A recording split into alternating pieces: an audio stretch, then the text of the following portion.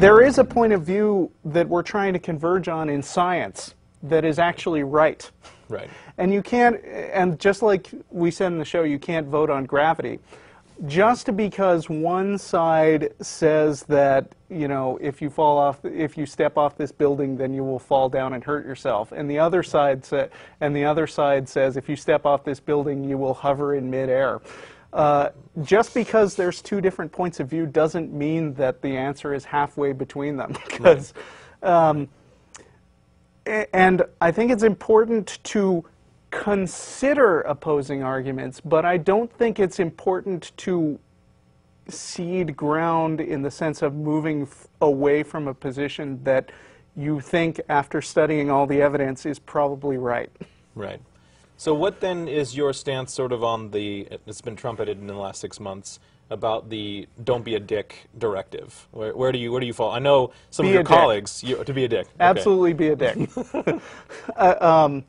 I think we've actually had a lot of conversations about this recently on the Atheist Experience, because, you know, we're dicks.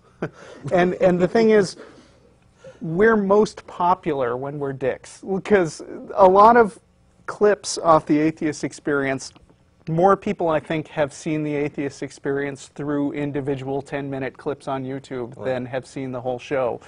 And the ones that tend to get super amounts of hits and keep coming up on Reddit and have thousands of comments on them are the ones where we totally take some guy to task for having a clearly ridiculous opinion, and we make fun of them for it. And then there's always people on the thread who say, you know, who say, "Oh, they're so mean, you know, they're hurting the atheist message." And it's like, well, it's not our fault that this one is popular, right? Right. Also, when you think about not being a dick and whether it works or not, what are the people on the other side doing?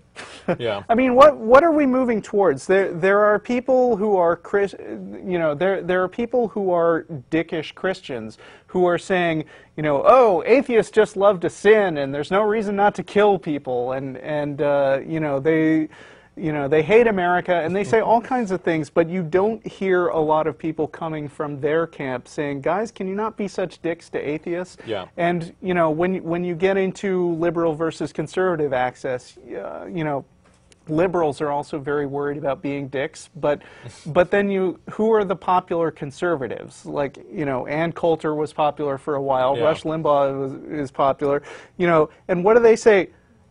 Those people are traitors. Yeah. You know, they hate America, they want to destroy you, everything they do is for the purpose of bringing down America. And it's like, you know, they say stuff like that, and my response is, screw you.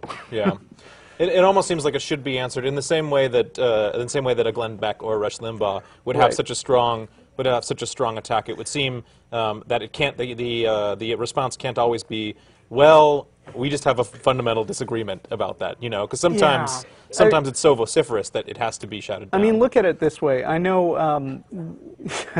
You know, I know you like Street Fighter, and I like StarCraft, and they are competitive games. So one of the things that I did when I gave my talk on evangelical atheism is sort of compare arguing for your side, whatever it may happen to be, and I welcome conservatives to argue with me. As always, but compare that to playing a competitive game where you know, the stakes may be who's actually right and who's got the truth, but the tactics are very similar to playing a symmetrical game where both sides are deciding which way to deploy their forces or whatever, or how, you know, do you want to jump behind the person and throw them in the case of Street Fighter, or do you just want to sit there making jabs and wear them down over time? And what you need to do if you want to get really good at a game is you need to pay attention to people who are better than you. And you need to imitate them.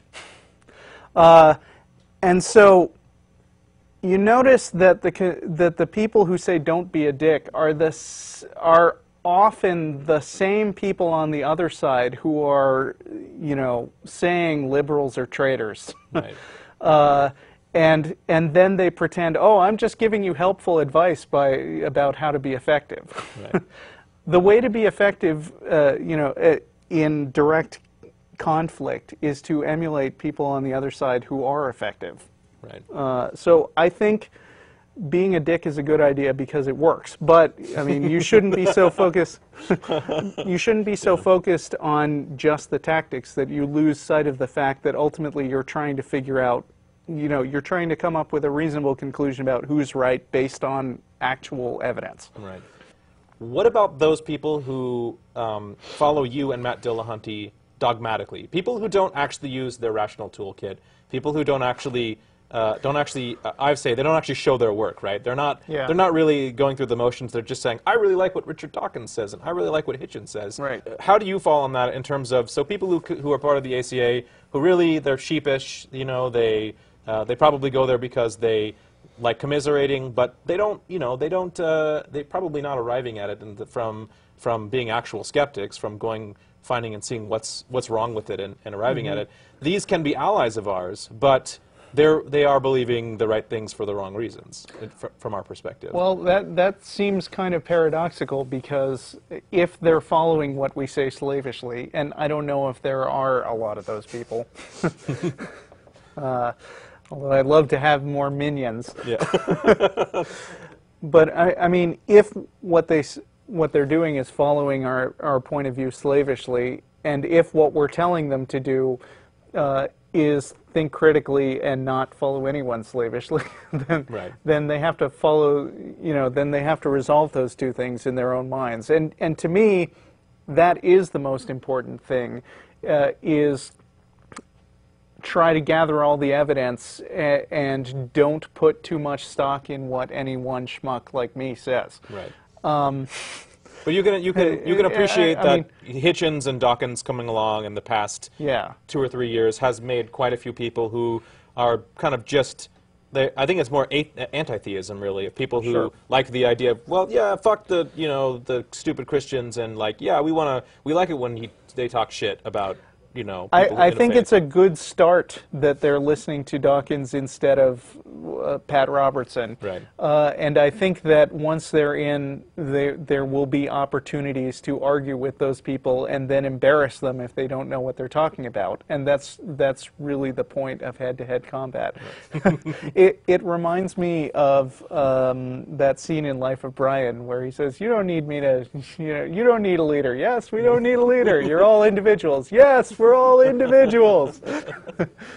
Well, I think that's about as much time as we're going to have. Russell, thanks again for joining us. It was a pleasure, as always. Me. And we'll see all you guys later. Check out the website, and have a good day.